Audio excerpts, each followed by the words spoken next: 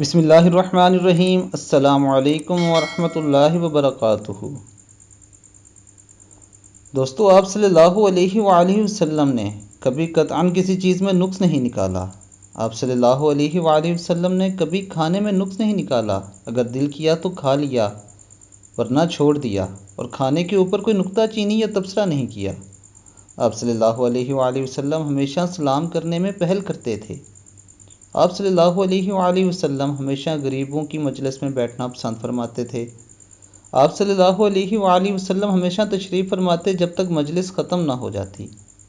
آپ صلی اللہ علیہ وآلہ وسلم انسانوں میں سب سے زیادہ کریم تھے۔ آپ صلی اللہ علیہ وآلہ وسلم انسانوں میں سب سے زیادہ بہادر تھے۔ آپ صلی اللہ علیہ وآلہ وسلم نے کبھی نہ نہیں کی جب کسی نے سوال کیا۔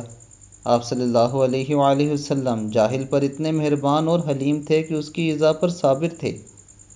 آپ صلی اللہ علیہ وآلہ وسلم کے چہرہ مبارک پر مسکراہٹ ہوتی اور آپ آنے والوں کی طرف اپنا چہرہ مبارک پر مسکراہٹ لے کر آگے بڑھتے اور آنے والے کا ہاتھ اپنے ہاتھ میں لے لیتے اور خود نہ چھڑاتے جب تک آنے والا خود اپنا ہاتھ نہ کھینچتا۔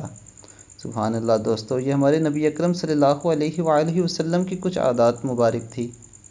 میری آپ سب سے یہ گزارش ہے کہ آپ بھی اپنی زندگی نبی اکرم صلی اللہ علیہ وآلہ وسلم کی سنتوں کے مطابق کریں۔